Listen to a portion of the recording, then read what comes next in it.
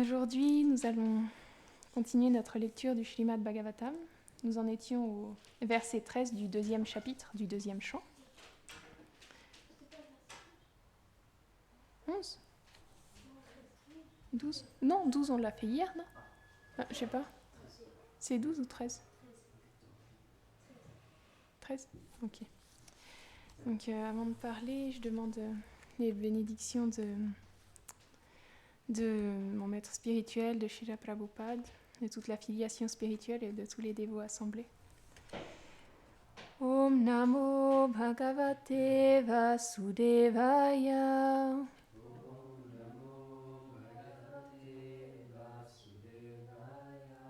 Om Namo Bhagavate Vasudevaya.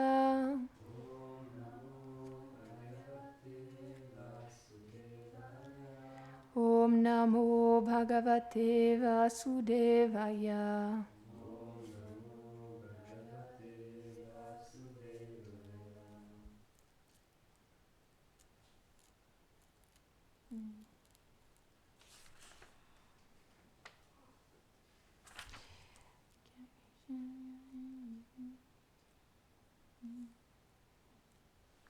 C'est compliqué à lire. Ekaika shongani dhiyanu bhavayet papadadi.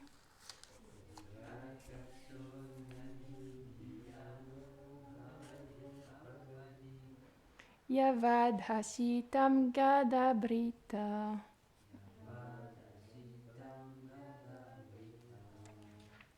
Jitam jitam stana apoyadharayet.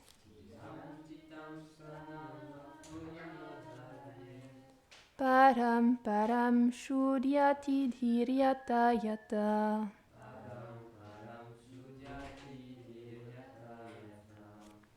Traduction. On doit méditer avec une intelligence résolue sur chaque membre de la forme transcendantale du Seigneur, en commençant par ses pieds jusqu'à son visage souriant. Après avoir pratiqué la concentration sur un membre, on doit le quitter et se concentrer sur le suivant, jusqu'à ce que l'intelligence devienne graduellement purifiée. Commentaire. Selon Srila Vishwanath Chakravarti Thakur, on doit accomplir cette méditation avec concentration, en méditant à plusieurs reprises sur chaque membre du corps du Seigneur. On doit commencer par ses pieds, puis se concentrer sur un membre plus haut, tel que ses jambes et ses genoux, jusqu'à son doux visage, en utilisant son mental. Cette méditation doit s'effectuer jusqu'à ce que l'intelligence devienne complètement purifiée et que la passion la quitte. Selon la pureté de la conscience, la méditation sera effective. Celui qui a une conscience contaminée par la matière ne pourra effectuer cette méditation. Il lui est plutôt conseillé de méditer sur la forme universelle afin de se purifier.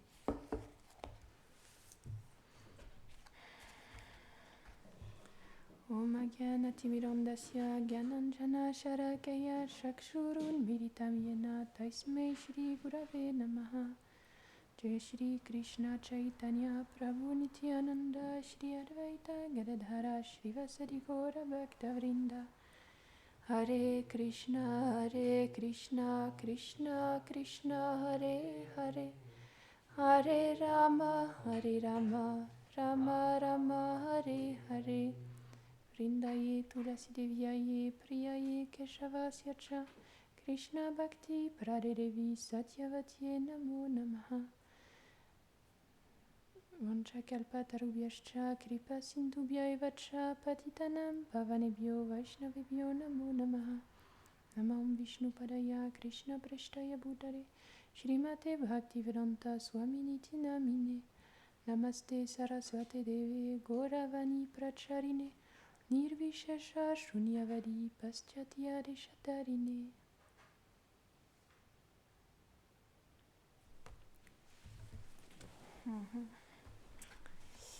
Donc, dans ce verset, une méthode de méditation est décrite, la manière dont on doit méditer sur la forme du Seigneur suprême.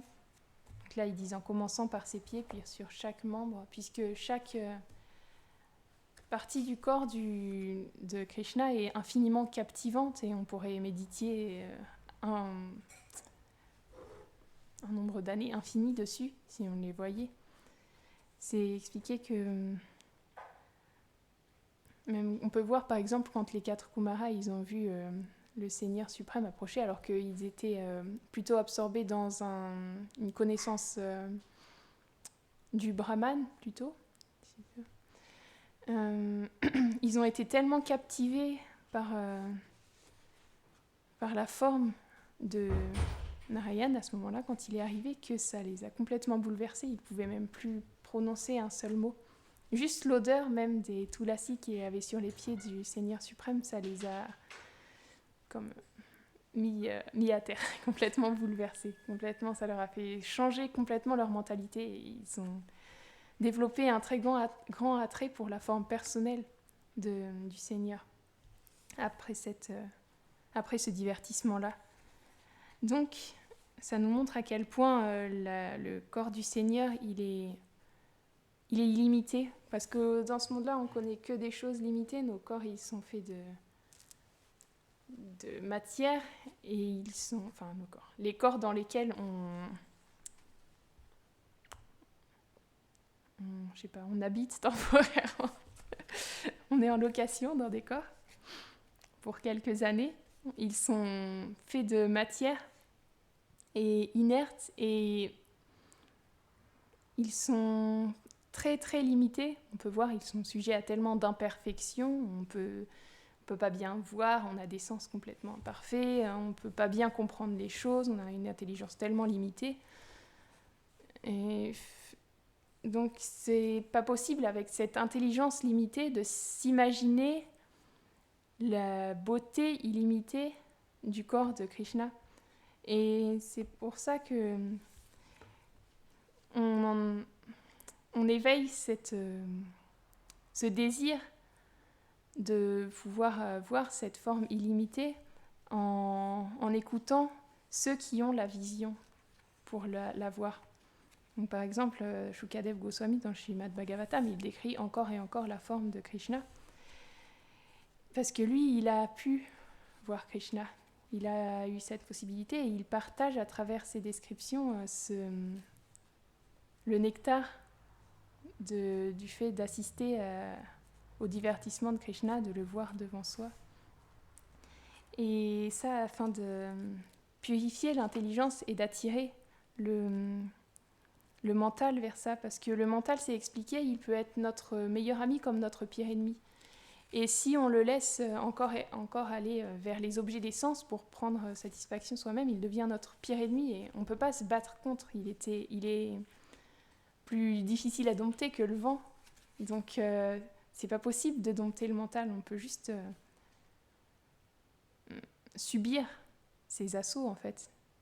Et donc lorsque par leur miséricorde, les Vaishnavas, ils nous partagent les divertissements et les traits de Krishna. Ils font en sorte, grâce à ça, que ce mental-là, il puisse être captivé par quelque chose de supérieur. Et donc, qu'il puisse devenir notre meilleur ami. Et à ce moment-là, on pourra développer un nouveau désir qui n'est plus de... Même si le désir, c'est la racine de tout finalement.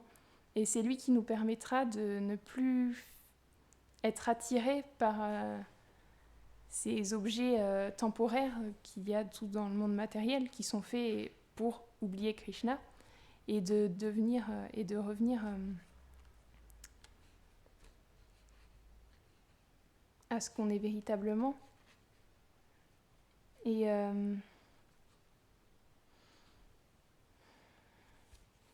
Et bien sûr, là, il est expliqué qu'on ne peut pas effectuer la méditation sur le Seigneur suprême tant qu'on n'a pas une conscience pure. Donc, on peut se dire c'est compliqué parce qu'avoir une conscience pure, c'est tellement élevé. Et c'est pour ça que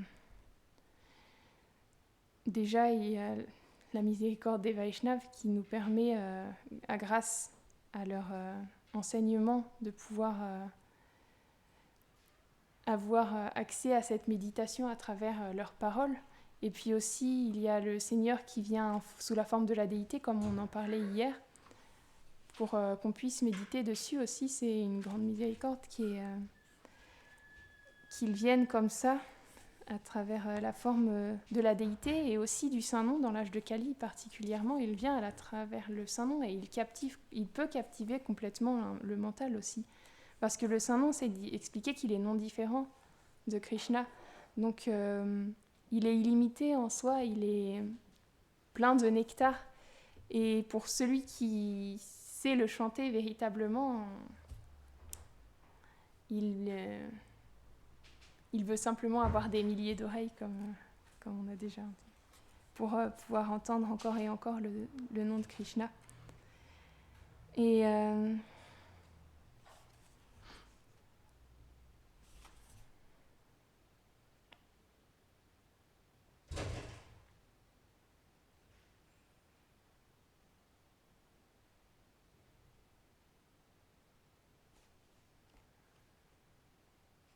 je cherche.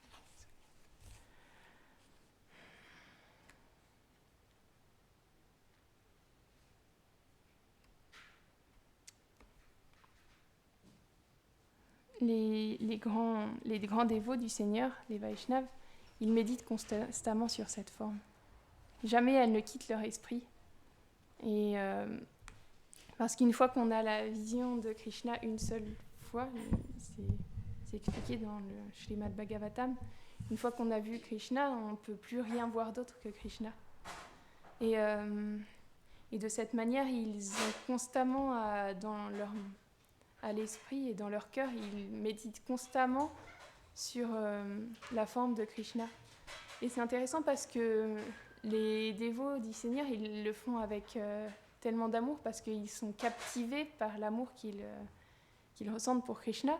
Mais dans ces divertissements, Krishna, il nous montre aussi que les personnes qui lui sont hostiles, elles méditent aussi constamment sur lui d'une autre manière. Parce que, on rappelle, ça m'avait marqué ça, que Maricha, c'est un Rakshasa dans les divertissements de Ramachandra. Et Maricha, c'est le fils d'une grande démone qui s'appelait Tataka. Et Tataka, elle avait été tuée par Ramachandra. Lorsqu'il était encore jeune, il n'était pas encore marié avec Sita à ce moment-là. Et donc Vishvamitra, il avait emmené Lakshman et Ramachandra pendant quelques jours ou semaines pour tuer cette démone parce qu'elle les empêchait de faire... pour tuer cette démone et pour contrer aussi les Rakshasas qui leur empêchaient de faire leur sacrifice dans la forêt. Parce que pendant le sacrifice, ils ne pouvaient pas faire un acte de violence, parce que sinon ça allait annuler le sacrifice, donc il fallait que quelqu'un d'autre s'occupe des Rakshasas pendant qu'ils faisaient la cérémonie. Et donc, sur le chemin, ils ont rencontré cette grande Rakshasi qui s'appelait Tataka, et qui polluait toute une forêt. En fait, elle avait c'était un endroit merveilleux à la base, mais elle avait été maudite d'être dans cette forme de Rakshasi. Et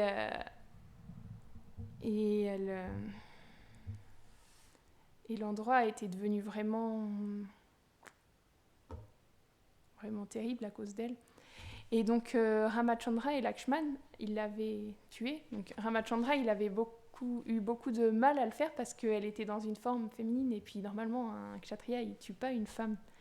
Mais Vishvamitra, il a insisté, il lui a dit que c'était une Rakshasi et qu'elle avait fait beaucoup d'actes terribles et qu'il ne fallait pas qu'il fasse de sentiments dans ces cas-là. Et donc, elle avait 2 fils, cette démone. C'est Maricha et Subahu. Non, je ne sais plus, je crois que c'est Subahu. Et c'est eux qui venaient à chaque fois pour déranger le sacrifice des grands sages. Et ce sacrifice, il durait plusieurs jours. Et donc, lorsqu'ils sont arrivés à l'ermitage, les grands sages, ils ont commencé à faire leur sacrifice, et Lakshman et Ramachandra, ils veillaient, et il ne se passait rien. La première nuit, la deuxième nuit, il n'y avait toujours rien. Et au moment où c'était la fin du sacrifice, où ils allaient bientôt le compléter, ils ont vu les Rakshasas arriver. Donc, on connaît bien comment ils font, les Rakshasas. Ils arrivent avec des nuages, ils font pleuvoir du sang, des excréments, des choses horribles, et puis ils viennent pour tout gâcher le sacrifice. Et Ramachandra et Lakshman, ils ont commencé à se battre contre Maricha et Subahu. Et Subahu, il a été tué, mais pas Maricha. Maricha, il a été envoyé à des milliers et des milliers de kilomètres par une flèche de Ramachandra. Il est atterri au fond de l'océan.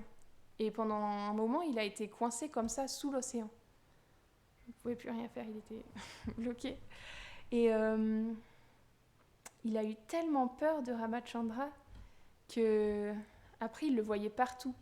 Il me semble que c'était la deuxième fois qu'il le croisait, mais j'ai oublié. Il l'a croisé 2 fois, Ramachandra, mais je ne me souviens plus de ce qui s'est passé dans l'autre fois où il l'a croisé. Mais tout ça, ça a fait qu'il est devenu tellement effrayé par Ram qu'il le voyait partout. Il regardait un arbre, il voyait Ram, il regardait un rocher, il voyait Ram, et il avait peur. Il avait comme un sentiment, un rasa qui s'était développé de la peur de Ramachandra. Et c'est pour ça que quand Ravan il est venu, parce que Ravan il a demandé ses services à un moment, parce qu'il voulait que Maricha il l'aide à enlever Sita. Parce que Sita, elle était bien gardée par Ram et Lakshman lorsqu'ils étaient en exil dans la forêt. Mais Ravan, il avait été captivé par la description que sa sœur lui en avait faite, parce que Sita, elle avait une telle beauté qu'il pouvait simplement il voulait simplement la posséder pour lui. Et il avait mis tout un plan au point, mais pour ce plan-là, il avait besoin de Maricha et de ses pouvoirs mystiques. Parce qu'il voulait qu'il captive Sita et qu'il emmène Ramachandra au loin. Qu'il éloigne Ram de Sita, en fait. Mais lorsque Ravan il est venu, Maricha, il a refusé au départ, il voulait pas, parce qu'il avait trop peur de Ramachandra. Il a dit, mais c'est impossible de le battre, il est tellement puissant, il avait déjà battu des armées de Rakshasa. Il faut pas...